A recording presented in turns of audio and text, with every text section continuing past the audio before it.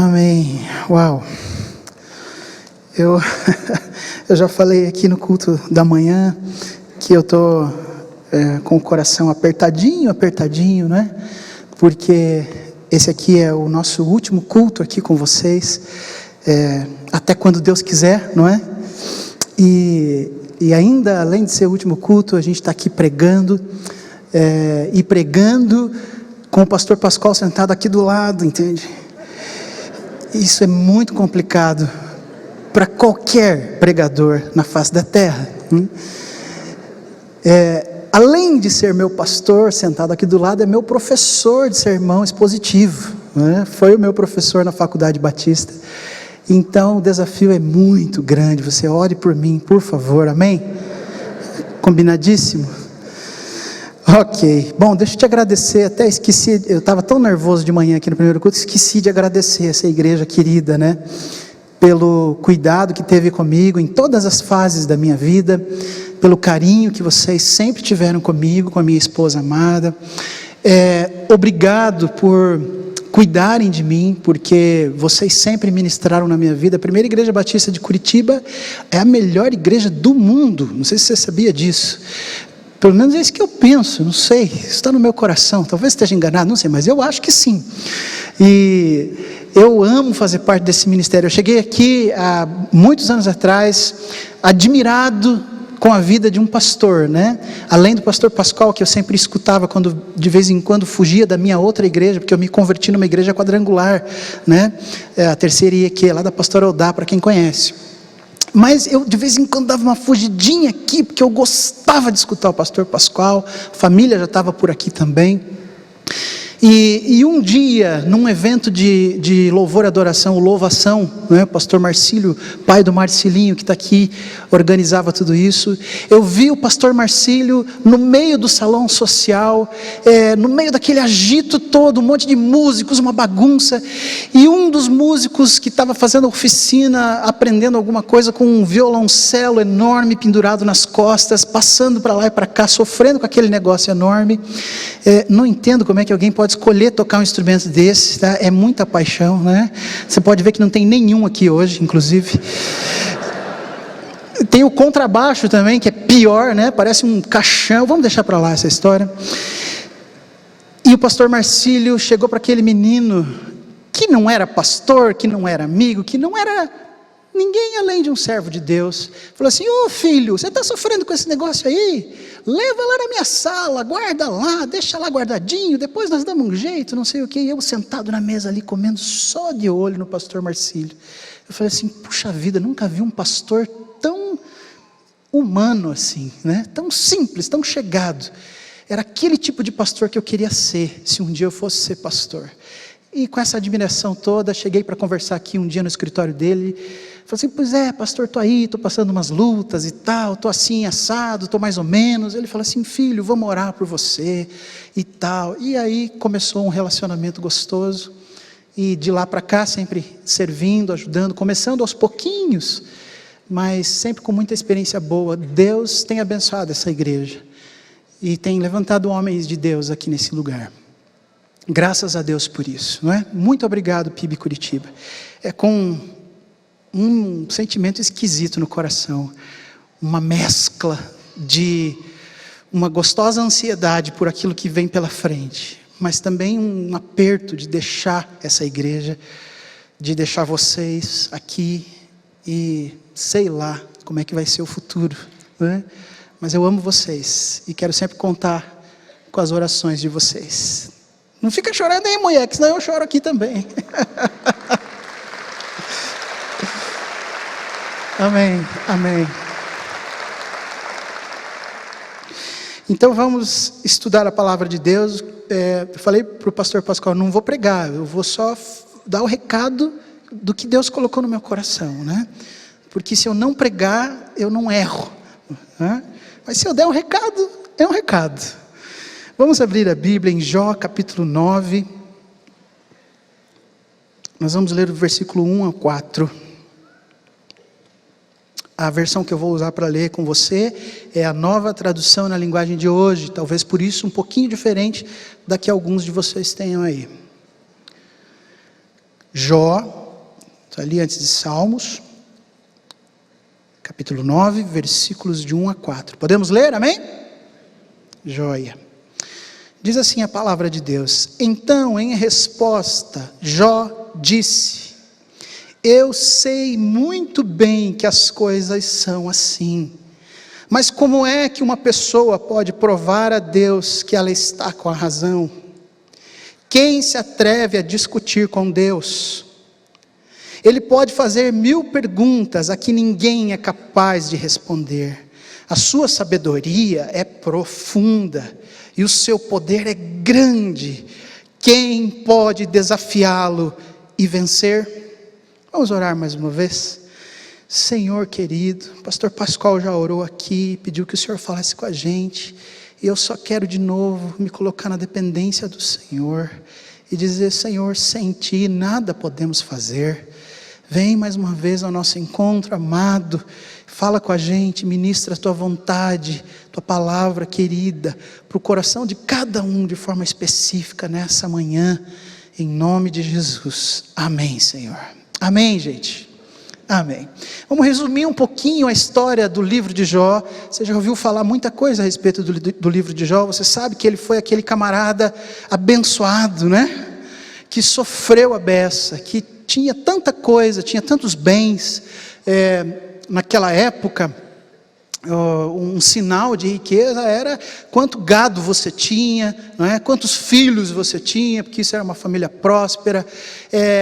E Jó era o cara, ele é abastado, ele era chamado de quase que um chefe do Oriente ali, um camarada que era reconhecido, respeitado, que tinha uma autoridade reconhecida naquele lugar.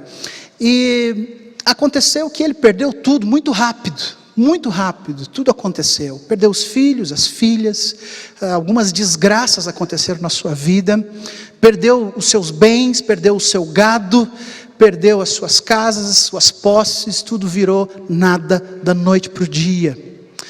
E Jó recebe a visita de 3 amigos distantes, que vêm para ficar com ele um tempo, e por 7 dias aqueles camaradas não falam muita coisa, mas depois eles começam a tirar o atraso, e falam muita coisa, querendo dar algumas respostas ali, ou entender o que estava acontecendo com a vida de Jó.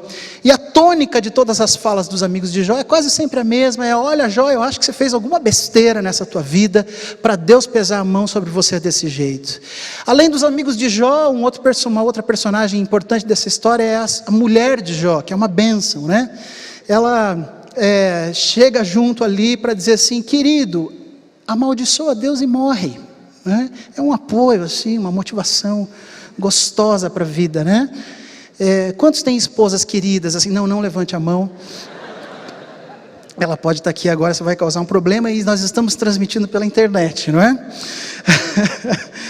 Mas essa é uma personagem importante também da história, a gente já vai falar mais sobre ela. Agora, um resumo importante da história do Jó, o que eu encontrei de um dos comentaristas que eu estudei essa semana, e ele vai dizer que Jó é a história de um homem que apegou-se à sua vida com Deus através da fé, que sobreviveu nos tormentos da perda total e que se expandiu em novos âmbitos de maravilha e deleite.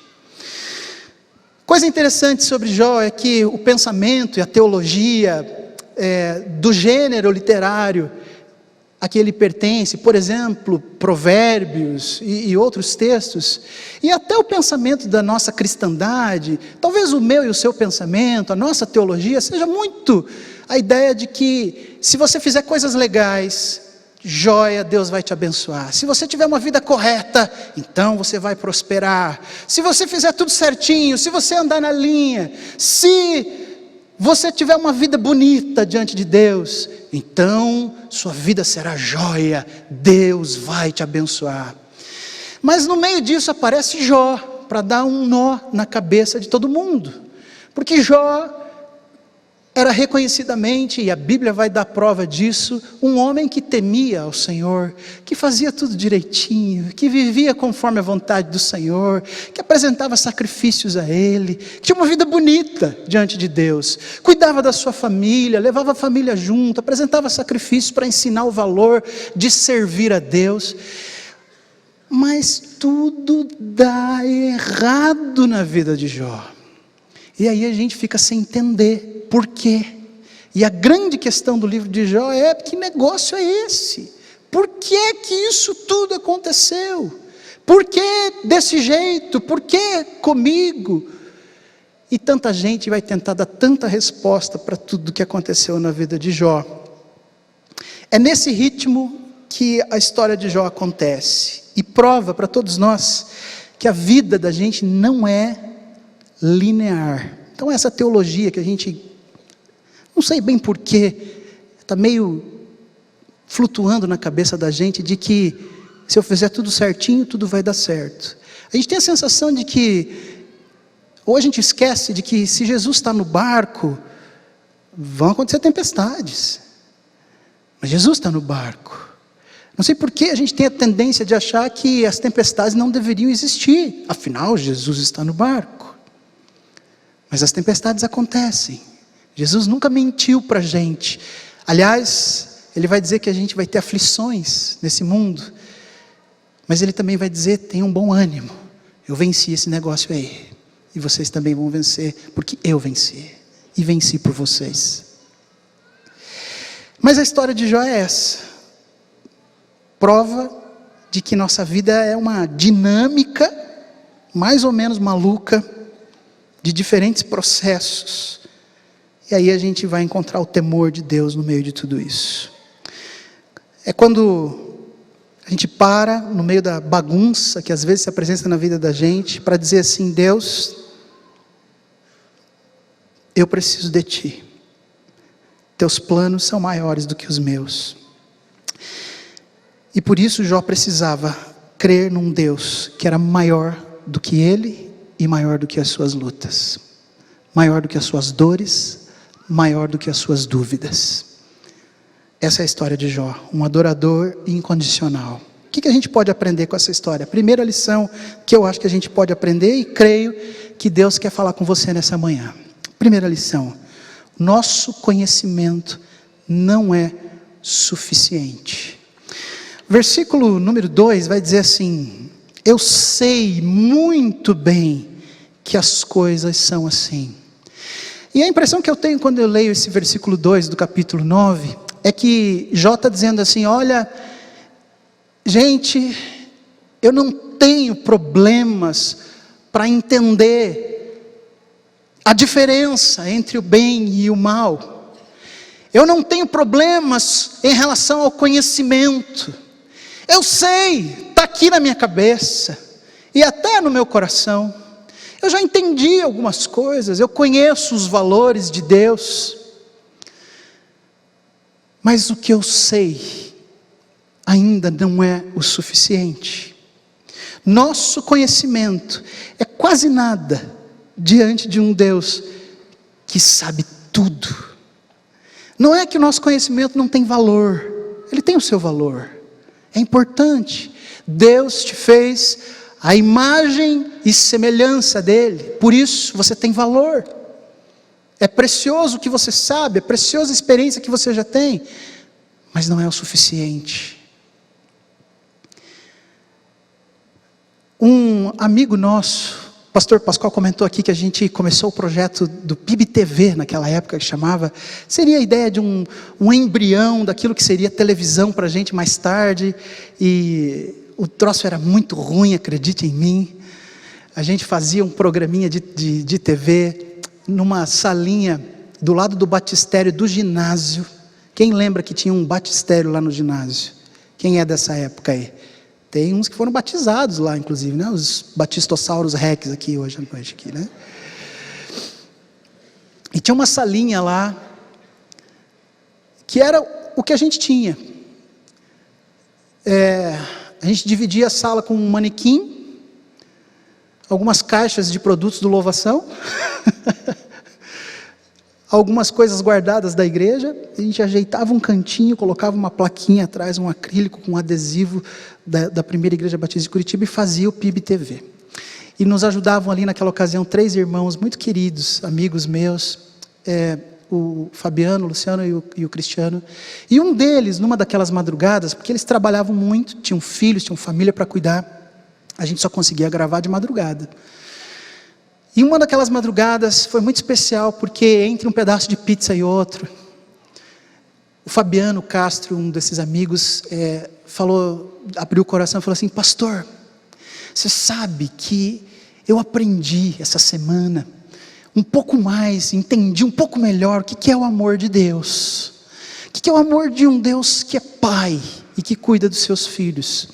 Porque, dizia ele, eu levei o meu filhinho pequenininho para fazer um exame muito importante essa semana, e o exame consistia em colocar a cabecinha dele numa chapa gelada de ferro, para fazer ali alguns exames por alguns minutos. Mas o meu filho, pequenininho como era, ficou desesperado com aquela cena, com aquele negócio de hospital, frio, gelado, esquisito, aquele ambiente estranho para ele. E sem entender direito o que estava acontecendo, ele começa a chorar e se espernear e ficar desesperado. E eu, como pai, precisava segurar a cabecinha dele ali firme sobre aquela chapa, para que o exame pudesse ser concluído com sucesso. Era importante, a gente precisava fazer aquilo. E naquele momento, pastor, eu entendi que às vezes Deus faz assim com a gente também. Às vezes, como meu filhinho, a gente não consegue entender por que o papai fica mantendo a gente em determinada situação, com um determinado propósito, que a gente não consegue enxergar. A chapa era gelada e fria e causava dor, era esquisito, era estranho, era incômodo, era chato, era difícil. E eu, amando meu filho como amo, não podia fazer o que ele precisava que eu fizesse naquela hora, o que ele queria que eu fizesse, mas pelo contrário, eu tinha que me manter firme ali, segurando a cabecinha dele contra a chapa gelada, para poder terminar o exame. E aquela noite, ficou gravada no meu coração, e eu carreguei aquela ilustração todos esses anos, porque a gente crê que o nosso Deus sabe mais que a gente, Ele vê mais longe que a gente, Ele consegue entender coisas que talvez agora eu não consiga entender. E como uma criança que às vezes chora e se debate, reclamando, fugindo e querendo mudar a situação, a gente se sente nas mãos de um Deus que é todo poderoso, mas que nem por isso deixa de me amar. O amor continua ali, a firmeza também. A gente não entende, às vezes dói, e esse foi o caso de Jó. Como Jó sofreu? Não dá para falar de Jó de maneira leviana, não dá para falar do sofrimento da esposa dele, ainda que a gente brinque com isso, de maneira leviana, porque o sofrimento era real. Talvez como muitos de vocês estejam sentindo aqui nessa manhã, com coisas da sua vida, mas Jó, e talvez nós, também possamos chegar diante de Deus hoje, mesmo em meio às batalhas que a gente vive, para simplesmente olhar para Deus e dizer: Senhor, eu não entendo tudo, porque o meu conhecimento não é suficiente para entender, mas eu não descreio, porque Tu és Deus, e sabes como é que vai ser o final, desde o princípio. Amém? A grande lição de Jó deve ser mesmo essa: eu não entendo, mas eu não descreio. Quando o meu entendimento não é o suficiente, não cabe na minha mente humana, essa dificuldade deveria produzir em nós, filhos de Deus, uma certeza: eu preciso de um Deus maior do que eu preciso de alguém maior do que eu, mais poderoso do que eu, que conhece mais do que eu. E há um alívio na nossa alma, em poder dizer, em poder reconhecer que eu não preciso saber tudo, mas que eu posso confiar no Deus que sabe. A gente tem uma tendência natural de achar, não sei porquê, talvez porque o Senhor nos deu a liberdade de orar pedindo coisas, de forma específica e clara. Talvez porque Ele tenha nos criado a sua imagem e semelhança, com capacidade criativa dentro de nós, com vontade de resolver as coisas. O ser humano tem uma vontade natural de resolver as coisas, quando ele está bem, quando ele está saudável. Talvez por isso a gente tenha uma tendência também natural, de dizer para Deus como é que Ele tem que resolver as coisas. Mas Ele é Deus, e eu não. E o que faz diferença, justamente entre ser Ele o Deus e não eu, é que é Ele quem manda. E Ele vai fazer as coisas do jeito que Ele quer, e não do jeito que eu acho que Ele precisa fazer. Amém? Esse é um amém difícil. Segunda coisa que eu preciso aprender hoje com esse texto, ou que eu posso aprender com esse texto junto com vocês, é uma advertência, cuidado com os que tentam responder perguntas que ninguém é capaz de responder. O versículo 3 vai dizer: quem se atreve a discutir com Deus? Ele pode fazer 1000 perguntas, a que ninguém é capaz de responder. Cuidado, queridos, cuidado com os amigos ao seu redor, que ainda que sejam tão queridos e tenham tanto valor, a gente não pode deixar de olhar para o valor dos amigos de Jó. Eles viajaram tantos quilômetros, vieram de lugares distintos, para ficar ali com ele naquele tempo. Foram carinhosos, foram cuidadosos, trouxeram seu conhecimento, tentaram de alguma forma apresentar respostas, mas lá no final do livro de Jó, você vai descobrir que Deus rejeita a postura dos seus 3 amigos, e que Ele vai dizer: olha, não gostei do que vocês falaram para Jó, não era esse o meu plano, vocês tentaram confundir a cabeça do meu servo, Jó é que estava certo, porque Jó se mantém firme até o fim.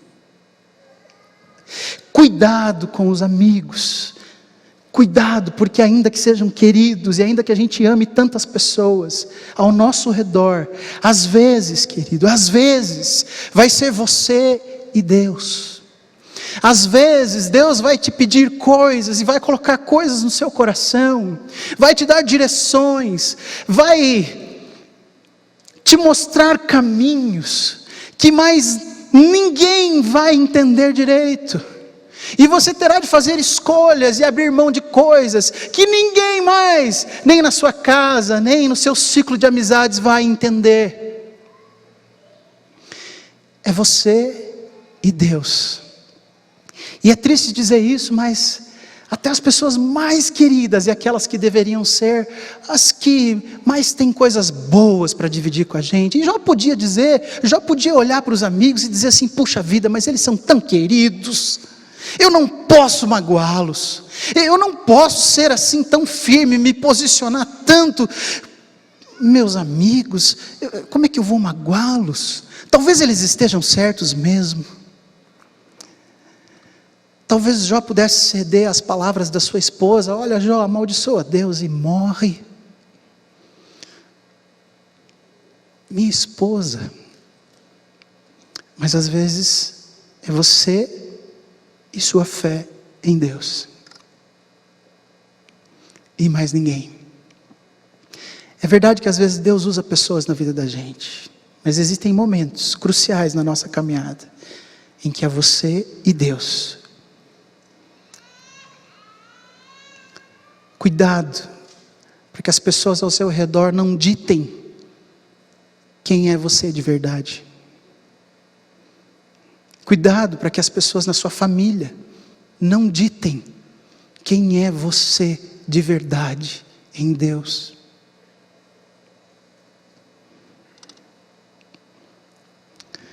Não precisa tratar mal ninguém, não precisa desprezar seus amigos, não precisa tratar mal sua esposa nem seu esposo, se ela não concordar com alguma coisa que Deus esteja pedindo para você.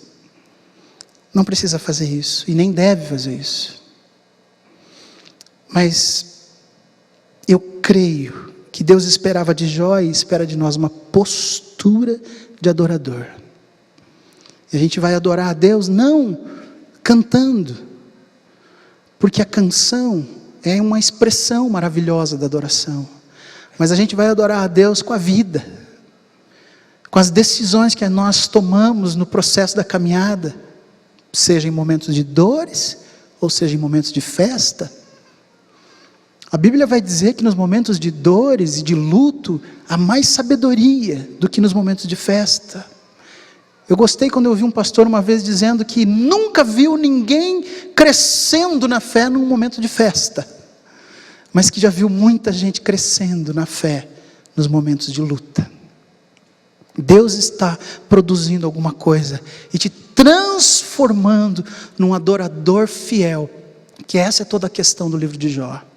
Satanás questiona, Satanás levanta acusações, Satanás vai dizer: ei Deus, sabe o que eu acho? Eu tenho um palpite, eu acho que Jó só te adora porque você dá algumas coisas muito legais para ele. Ei Deus, sabe o que eu acho? Eu acho que você e Jó têm só um contrato em que você o abençoa e ele te adora. Que tal se você tirasse as coisas dele? Que tal se por alguns momentos ele vivesse uma desgraça? Será que ele ia continuar te adorando? Será que você é tão digno assim de adoração? Será que o Senhor é digno assim da vida desse camarada? E Jó, para nossa alegria e ensinamento em toda a história da palavra de Deus, do cristianismo, tendo sido usado tantas vezes e hoje ainda aqui, serviu como um belo exemplo para todos nós, de que coisas ruins acontecem a pessoas boas, mas que a gente pode permanecer firme no Senhor, porque ainda não chegou o final da história. Amém? Cuidado com as pessoas que estão ao seu redor e o que elas dizem. Cuidado com o valor que você dá para as pessoas que se sentam com você, porque elas podem ser muito queridas, mas talvez elas também não saibam tanto quanto Deus. Tem uma coisa muito irritante nessa história de pessoas que querem trazer respostas para respostas que não existem.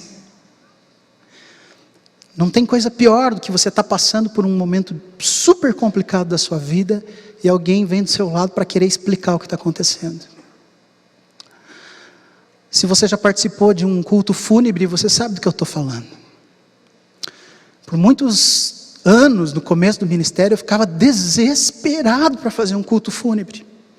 Você falava, caiu o meu dia de plantão para fazer culto fúnebre, eu falava: Deus, não, manda outro, Senhor, manda outro, por favor, não, eu não gosto de culto fúnebre, como se alguém gostasse, não é? Era muito difícil para mim, sabe por quê? Porque eu achava que eu precisava apresentar alguma resposta para alguém sobre alguma coisa. E foi tão libertador para mim um dia quando eu estava aí sentado numa dessas cadeiras e o meu pastor Pascoal pregando aqui disse assim: sabe, queridos, um dia eu fui visitar uma família que tinha um luto terrível, uma história muito complicada, e eu não sabia o que dizer, eu não pude dizer nada porque eu não sabia o que falar. Mas eu entrei naquela casa e sentei, escutei, orei por aquela família. E aquela mulher depois me disse: ai pastor, que bom, porque quando você chegou aqui, parece que entrou uma luz nessa casa. E foi tão libertador para a minha vida, entender que existem coisas que eu não vou conseguir responder mesmo. A Bíblia me ensina isso, e eu posso crer. Não é vergonha, não é feio, não é menos, você não é menos que ninguém, porque tem coisas que você não entende, irmão. O Senhor continua te amando, cuidando de você e no controle de todas as coisas. Ele é Deus. Ele é Deus. Se os amigos de Jó tivessem ficado do seu ladinho ali, quietos como ficaram nos primeiros 7 dias, quem sabe só sentado do lado dele naqueles escombros, naquele lixo todo, naquela situação complicada. Quem sabe alcançando um pedaço de telha para ele se coçar, porque Jó diz que tinha umas feridas terríveis e se coçava com pedaços de telha, com alguma coisa desse tipo. Quem sabe se eles só fizessem um chimarrão e tomassem juntos ali, só, eles teriam sido uma bênção na vida de Jó.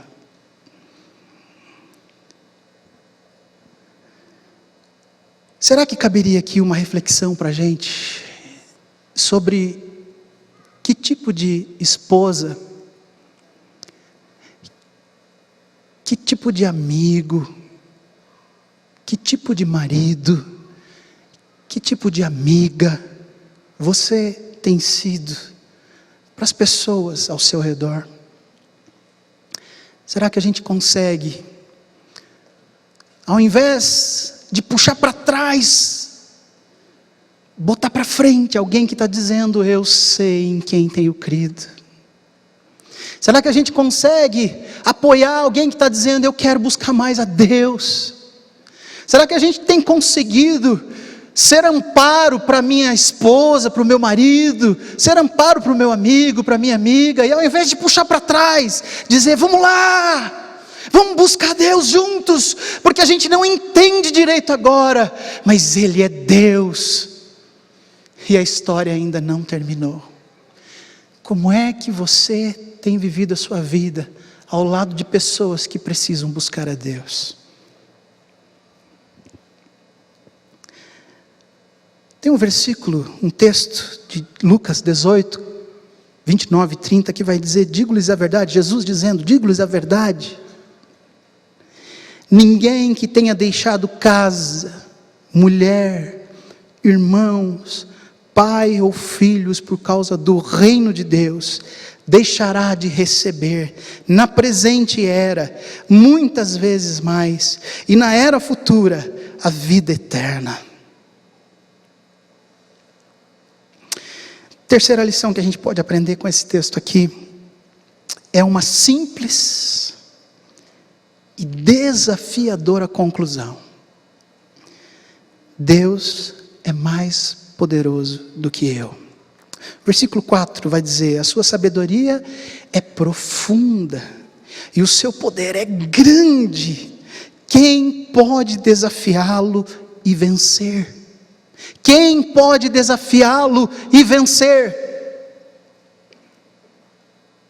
Quem pode ser tão grande como o nosso Deus? Queridos, existem 3 características muito fundamentais a respeito do nosso Deus.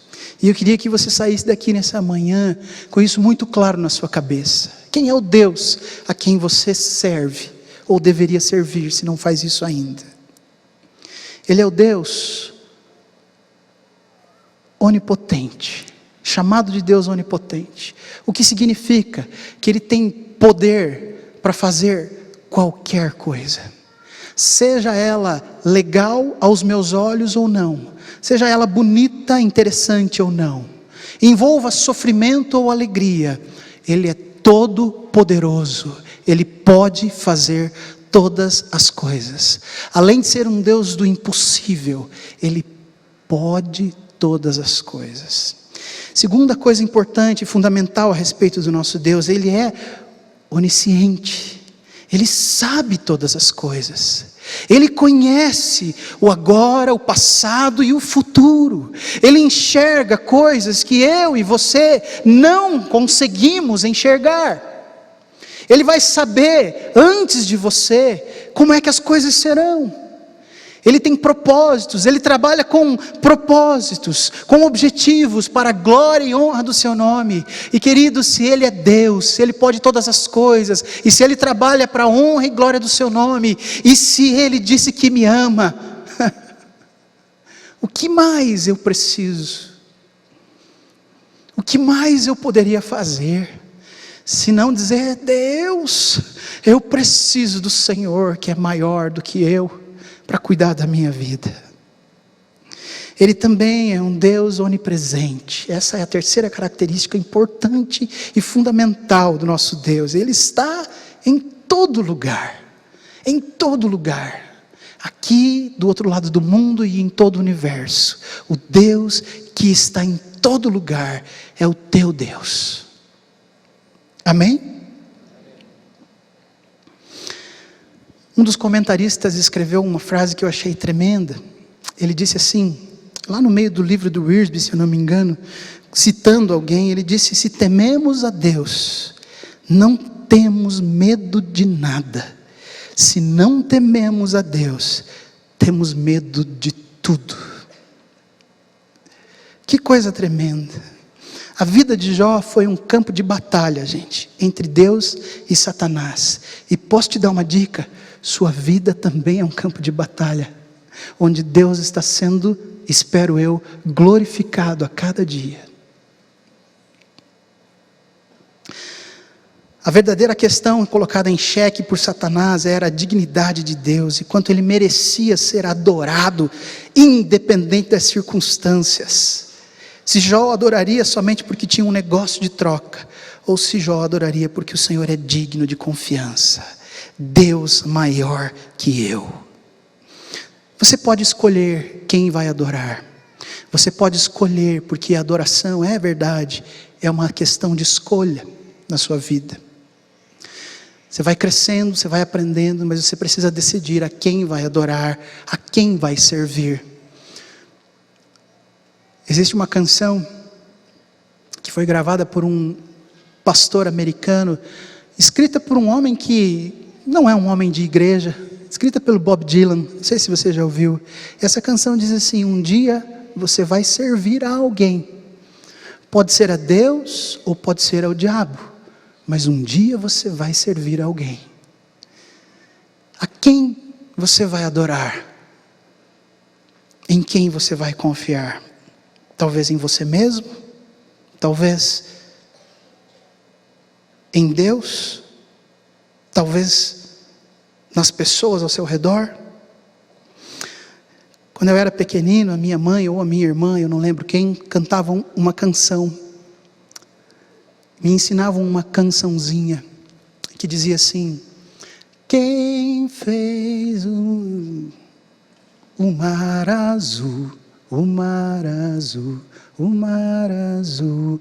Quem fez as lindas estrelas, não é? Quem fez as pessoas chatas, as pessoas chatas, as pessoas chatas? E ela termina dizendo assim: Deus nosso Pai, não é? Ali, naquele momento, o Senhor estava me ensinando que Ele é o Criador de todas as coisas, o Deus Todo-Poderoso. O Senhor, que segundo Jó, permite até o mal às vezes. Permite que a cabecinha da gente fique pressionada na chapa gelada e esquisita, sem entender direito o que está acontecendo, causando choro, dor e complicação para o meu coração de criança. Mas Ele é o Deus Todo-Poderoso, que é meu Pai. Aquele que criou todas as coisas é Deus nosso Pai. Às vezes, a gente não vai saber direito o que vai acontecer no futuro. Não sabe direito onde tudo isso vai dar. É verdade. E olha, posso te dizer, não tem ninguém aqui nessa igreja, ninguém melhor do que você. Ninguém aqui sabe mais, ninguém aqui entende mais de futuro do que você. Ninguém consegue enxergar coisas que você não enxerga. Ninguém é melhor ou mais amado do que você nessa manhã. De vez em quando eu solto um nossa noite aqui, porque eu estou acostumado a falar à noite. Paulo vai dizer em Atos 20, 22, agora eu vou para Jerusalém, obedecendo ao Espírito Santo, sem saber o que me vai acontecer lá. Que comunhão com Deus tinha esse homem? Será que a gente consegue chegar perto? Ter um Deus maior que eu, como o meu Deus, pressupõe que às vezes a gente vai ter que abrir mão da nossa autossuficiência, e por isso é tão difícil para alguns de nós reconhecer o senhorio de Cristo, porque eu vou ter que reconhecer também, junto com isso, que eu não sei direito, e que eu preciso de alguém maior do que eu, para me ensinar a viver. Amém? Consequência boa de pertencer ao Todo-Poderoso é a gente poder respirar aliviado. É a gente poder, mesmo nos momentos de maior luta da vida da gente, dizer assim, espera aí, não vamos abrir mão das coisas de Deus na nossa vida, não. E talvez a gente possa dizer, espera aí, não vou ficar desesperado, não. Ainda que a gente sinta um monte de coisa, e Deus não nos pede para não sentir nada de mal. Ainda que a gente possa sentir peso às vezes, ainda que a gente possa sentir até raiva, até desgosto, mas a gente pode parar, respirar fundo e dizer assim, eu sei em quem tenho crido, e estou bem certo que é poderoso para guardar o meu tesouro até o dia final. E aí a gente vai conseguir viver melhor com a nossa família. A gente vai conseguir viver melhor no nosso trabalho, na nossa igreja, no nosso ministério. A gente vai conseguir viver para a honra e para a glória do nosso Deus. Muitas vezes, queridos, muitas vezes, eu fiquei perguntando para Deus no começo do ministério, na verdade até pouco tempo atrás, por que Deus? Por que algumas coisas acontecem como acontecem? Gente, ser pastor às vezes é uma tentação imensa de você querer dar respostas para as pessoas. Quando alguém vem conversar com você, e eu sofro demais com isso, e de vez em quando eu chegava em casa arrasado, pensando, mas Deus, por que isso acontece assim na vida do fulano? Por que o Senhor não responde na vida daquela menina? Por que o Senhor não faz isso na vida daquele rapaz? Por que aconteceu isso ou aquilo? E um dia, Deus me deu uma resposta, na cara. Isaías 45, versículo 11. Eu vou ler para você. O Senhor, o Santo de Israel, o seu Criador, quem fez as lindas estrelas, diz: por acaso vocês vão exigir que eu explique como cuido dos meus filhos? Vocês querem me ensinar a fazer as coisas? E eu vou falar o que para Deus? Diante de uma resposta dessas, eu vou ficar quieto, eu vou tirar a mochila pesada das minhas costas, para tudo que eu estou vendo ao meu redor que eu não entendo, e vou dizer: Senhor, eu preciso de um Deus maior que eu, assume o controle de novo da minha vida. E talvez nessa manhã, eu converso com pessoas que não estão conseguindo enxergar o final da história, e que tristes demais, desesperadas demais, escolheram brigar com Deus. Mas quero te dizer, não dá para sair vencendo disso. Talvez nessa manhã, eu esteja pregando para alguns irmãos e irmãs queridos aqui, que por algum motivo escolheram viver uma carreira solo, longe do Senhor, dizendo, eu vou fazer. Posso te dizer uma coisa, irmão? Todas as vezes que eu fiquei frustrado com Deus, com a vida e com as coisas, e disse assim, eu vou dar um jeito, eu vou resolver, agora eu vou fazer do meu jeito, quer dizer que Deus não cuida da minha vida, então eu vou cuidar. Eu tive que voltar lá no final da fila de novo, e foi tão pesado e tão difícil. Eu aprendi grandes lições, mas não precisava, eu podia só ter lido o livro de Jó. Era tão mais fácil dizer, Senhor, não, nada de carreira solo. Eu quero o Senhor no controle, no domínio da minha vida, em todo o tempo, em todos os aspectos, em todos os problemas, em todas as coisas. Você ainda vai querer viver uma carreira solo? Sem o Deus maior que você? Você está tentando ser Deus? Queridos, tem um negócio que cansa a gente nessa vida, é a gente tentar ser Deus. É desgastante tentar ser Deus. Tentar ser Deus nas respostas para os outros e para mim. Tentar ser Deus no controle das coisas. E sabe o que Deus colocou no meu coração, já desde o primeiro culto aqui de manhã, que tem muita gente aqui que acha que pode ter o controle dos seus filhos, das suas filhas, da sua família, e que está sofrendo demais porque não consegue, já descobriu que o seu braço é muito curto para cuidar dos seus queridos de um jeito que você acha que deveria ser o jeito certo. E nessa noite, nessa manhã, eu queria dividir com você isso e te pedir em nome de Jesus, não tente ser Deus. Deixa essa parte com quem sabe, com quem pode, com quem tem poder para isso. E a gente vai fazer só o que Deus pediu para Jó fazer. Mais nada. Deus não pediu para que Jó entendesse tudo. Deus não pediu para Jó ficar super alegre com as coisas. Deus não pediu para Jó pular de alegria no meio das dores. Mas Ele pediu para Jó continuar adorando. Dentro do coração de Jó havia uma comunicação com o Todo-Poderoso. Jó, fica firme, eu estou no controle. Jó, não abra mão, não desista, não desista, não desista, não desista, eu estou no controle. Só isso, só isso. Porque o final da história seria diferente. Eu assisti um vídeo essa semana, um desses videozinhos de Facebook que a gente fica enrolado, né? Era uma tartaruga nas mãos de alguns biólogos marinhos, num lugar improvisado, muito provavelmente em cima de um barquinho.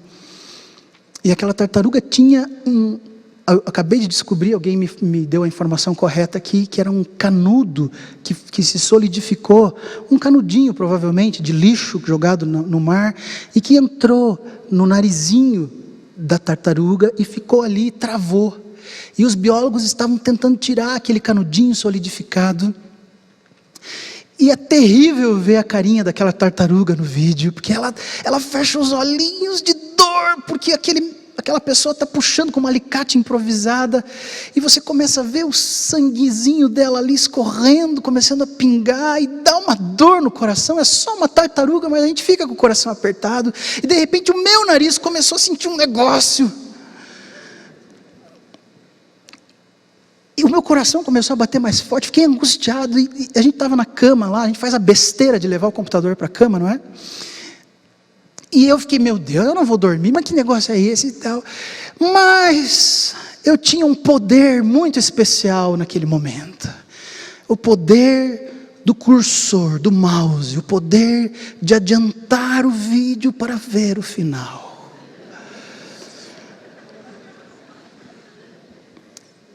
E aí eu exerci todo o meu poder de conhecer o final antes de ver toda a história. E que alívio quando aquela menina consegue puxar aquele canudo para fora do narizinho da tartaruga. Que bom, agora eu vou dormir em paz. E que gostoso ver que o final da história é o que importa. Para Deus e para você e para mim é assim também. O meio da história pode ser o que for. Difícil, complicado, esquisito, se sentindo maltratado com a cabeça na chapa gelada, empurrada ainda pelo pai. Por que é que o meu pai está empurrando a minha cabeça contra esse negócio? E como crianças de Deus, a gente não entende, mas o final da história é melhor. E talvez hoje, de manhã, eu e você possamos experimentar junto com Jó 3 coisas maravilhosas que aconteceram no final da história. Primeira coisa maravilhosa, Jó capítulo 42, versículo 2. Jó vai dizer: sei que podes, vai dizer para Deus, sei, ó Deus, que podes todas as coisas. Podes fazer todas as coisas. Nenhum dos teus planos pode ser frustrado. Essa é uma das conclusões que já chega no final da história. Segunda conclusão importante, segunda coisa que a gente podia sentir junto com Deus e com Jó hoje de manhã, é uma outra fala de Jó. Meus ouvidos já tinham ouvido a teu respeito, mas agora, Deus, os meus olhos podem te ver. Antes eu te conhecia de ouvir falar, mas agora de contigo andar, eu sei em quem tenho crido. E terceira coisa preciosa para o nosso coração, é escutar que o versículo 12 do capítulo 42 vai dizer que o Senhor abençoou o final da vida de Jó, mais do que o início. E ele teve 14.000 ovelhas, 6.000 camelos, 1.000 juntas de boi e 1.000 jumentos, e assim continua a história. Queridos, a história ainda não terminou, e Deus está no controle das nossas vidas.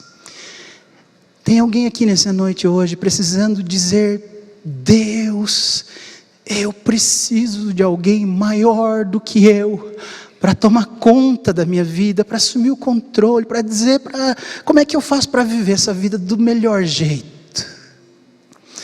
Tem mães e pais aqui hoje se sentindo com o braço tão curto para cuidar da sua casa, e que precisam deixar de querer ser Deus, e dizer: Senhor, toma o controle de tudo. O Senhor sabe do passado, o Senhor sabe do presente, o Senhor sabe do futuro, como é que vai ser esse negócio.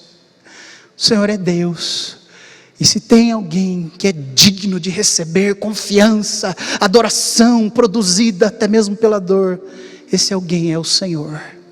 E eu escolho obedecer, porque é a escolha que eu faço, e aquilo que eu realizo e faço quando eu escolho, que realmente causa transformação na minha vida. Se Deus está falando com você, só se Deus estiver falando com você, queria que você ficasse em pé para a gente orar juntos. É com você que Deus falou? Pode levantar do seu lugar. Eu vou pedir para o nosso pastor querido orar por nós aqui, né? A gente já está terminando esse culto. E independente das dores, independente do que você esteja vivendo, eu queria te convidar para tomar um passo de fé e usar esse espaço aqui. Não foi construído para a gente poder ficar mais longe de vocês. Esse espaço existe para a gente se juntar em oração.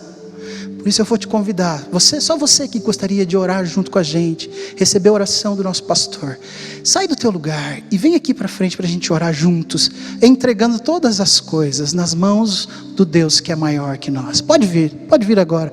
Vou pedir para o pastor Pascoal orar por nós.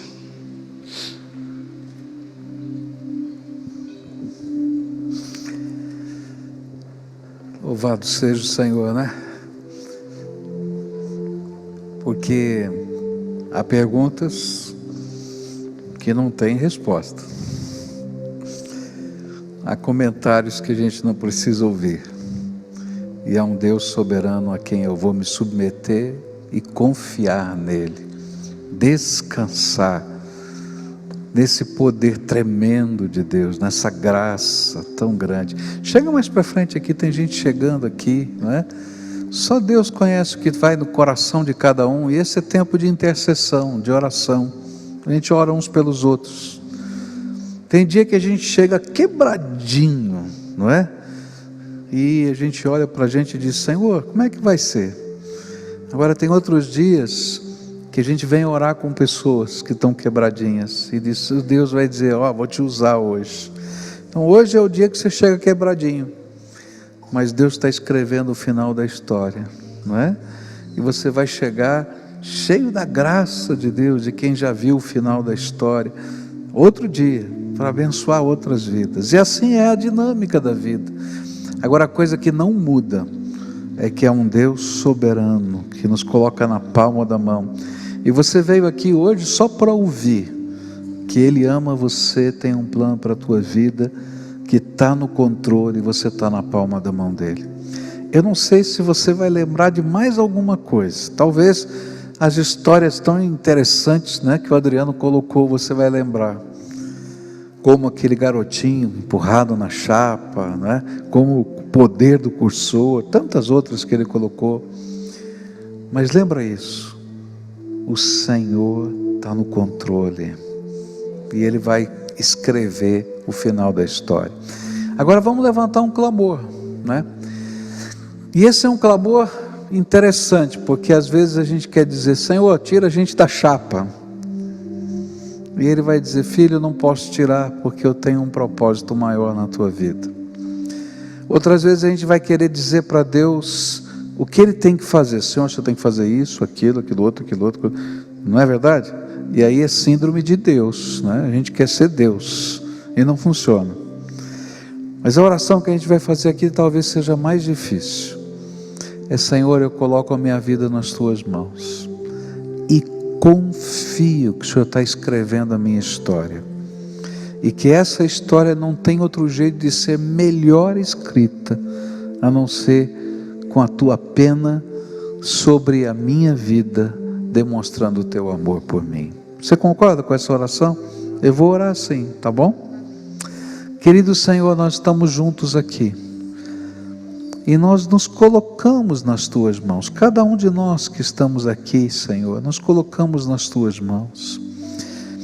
Há dúvidas, há perguntas, há questões para as quais a gente não tem resposta. E a tua palavra diz que ninguém terá, só o Senhor. Há palavras que às vezes que são ditas a nós, que ao invés de nos abençoarem, nos jogam mais para baixo. E talvez alguns estão aqui trazendo palavras que foram ditas. E o Senhor é que tem a palavra que pode ser dita e que faz diferença na nossa vida. Por isso, nessa hora, esses teus filhos estão fazendo algo difícil, mas tremendo. É dizer: Senhor, eu me coloco nas tuas mãos poderosas e descanso na mão que cobre a minha vida. Então, Senhor, cobre-me com a tua mão, de tal maneira que a gente possa chegar ao final da história, e no processo a gente não se perca, nem desanime, porque a gente crê no autor que está escrevendo a história da nossa vida. Senhor, sustenta esses teus filhos, sustenta as nossas vidas. É aquilo que oramos no precioso nome de Jesus. Amém e amém. Não sai daqui não.